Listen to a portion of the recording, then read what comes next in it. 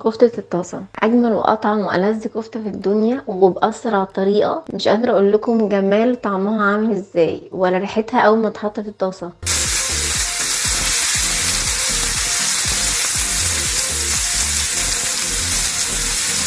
يلا بينا بسرعة نشوف الفيديو بالكامل، بس قبل ما نروح نشوف الفيديو مش هننسى اللايك والسبسكرايب وتفعيل الجرس.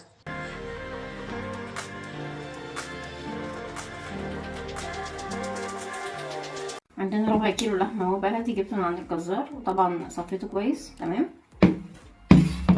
بعد كده عندي بصلتين صغيرين او بصلة كبيرة قطعتها زي ما انتم شايفين كده، مع 2 فلفل رومي وشوية بقدونس وكزبرة تمام. هاخد الكلام ده كله واطحنه مع بعضه.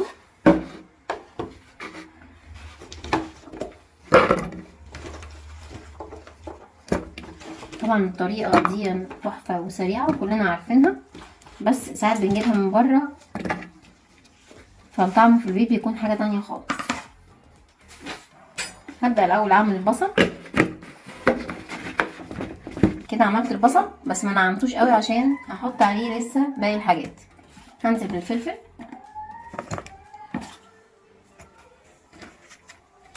وادي فرمه تاني،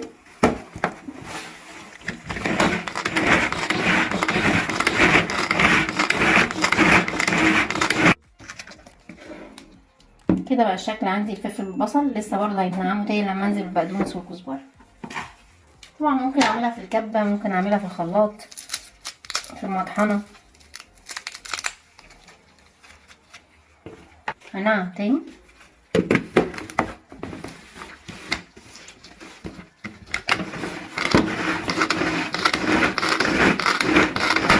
كده. بقى عندي ده الشكل النهائي بتاعي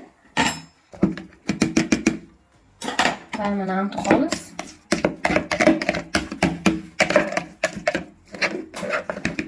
زي ما احنا شايفين. طبعا لو حابه تحطي فلفل الوان معاكي براحتك.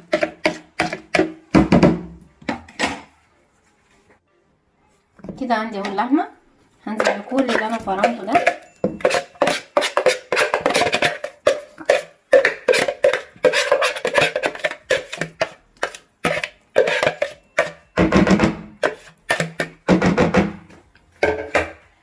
بصي هو هنا مش منزل ميه كتير فانا حطيته زي ما هو، بس لو لقيت ان الخليط بتاعي منزل ميه كتير هصفيه من الميه واخد الناشف بتاعه عشان وانا بحمر ما تفرولش مني او تفتح مني.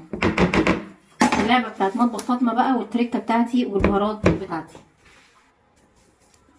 هنزل معلقه ملح، بعدها معلقه فلفل اسود، نص معلقه بصل بودره، نص معلقه توم بودره، وعندي 7 بهارات بتاعتي بحب احطها قوي عشان بتدي نكهه، بتودي الموضوع في حته تانية خالص. حوالي معلقه برضو. كده بقى عندي كل البهارات اللي انا حطيتها اهو. هبدا اقلب كويس قوي قوي الخليط.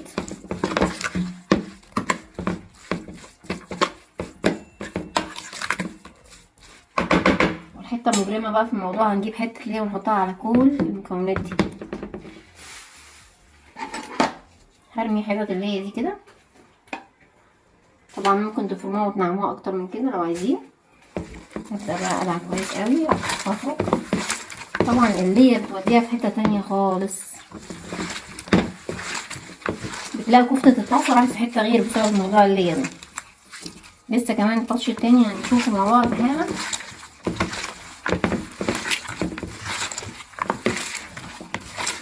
زي ما انتم شايفين كده هي اللي بتسيح معايا، فمش محتاجه انعمها قوي لان هي كده كده بتسيح معايا ولا قوي.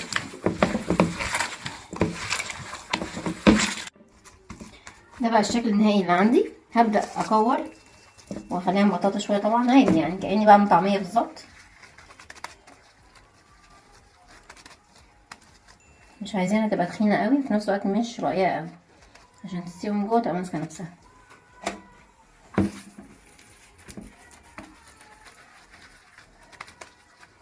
اظن مفيش اسرع من كده ولا اجمل من كده.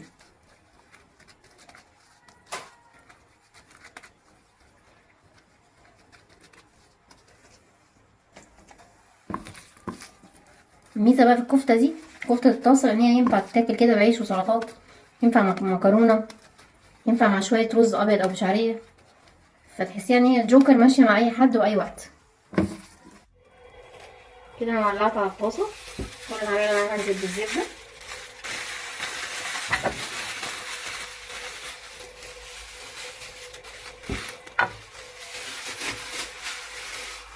هستنى لما تتفتح خالص او تسيح. طبعا اللي احنا حاطينها في الكفتة او في اللحمة، مع ان احنا نشوحها كده في الزبدة ونسويها في الزبدة، بيودي الموضوع في حتة خطيرة. هبدأ انزل بالكفتة بتاعتي.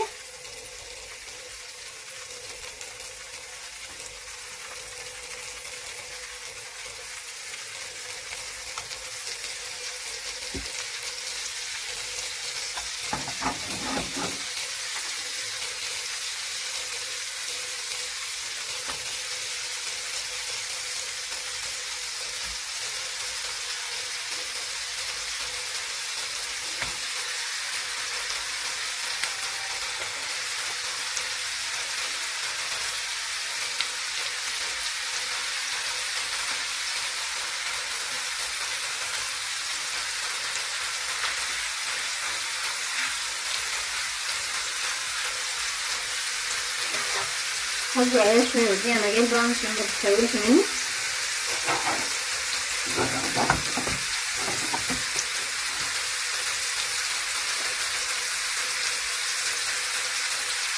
مفيش اسرع من كده، وريحتها تحفة تحفة. انتوا هتشوفوا بنفسكم.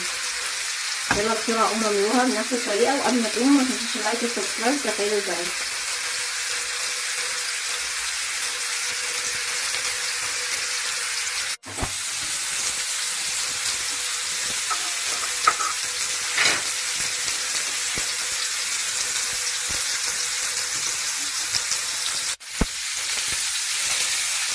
طبعا انا بضغط عليها كده عشان هي شغالة، علشان اضمن ان هي من جوه بتستوي، متبقاش تخينة اوي. زي ما انتوا شايفين كده مش بقلب عشان ما تتهريش مني، بس برجع زبدة عشان كلها تستوي. يا جماعة ريحة الكفتة مع الزبدة بجد وهمية، انا جوعت.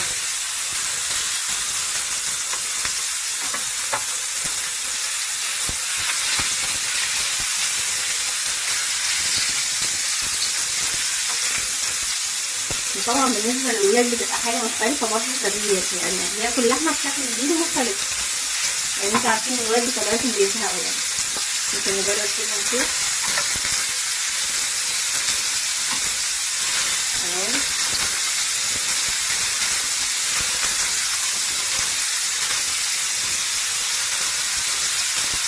احنا بنقلب براحة خالص.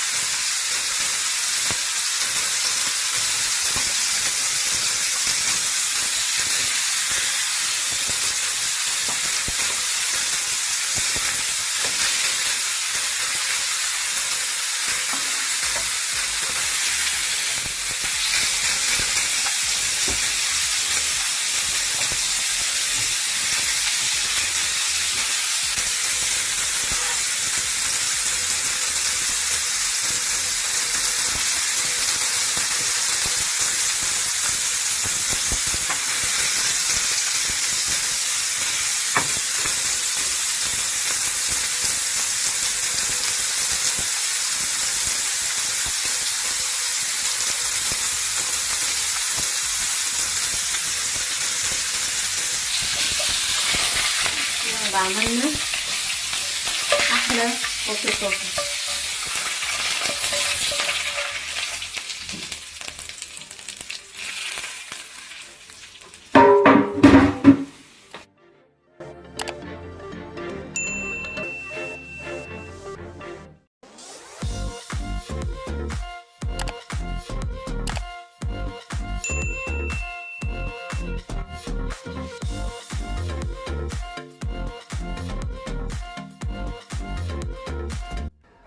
كده يبقى عملنا احلى كفتة طاسة في الدنيا.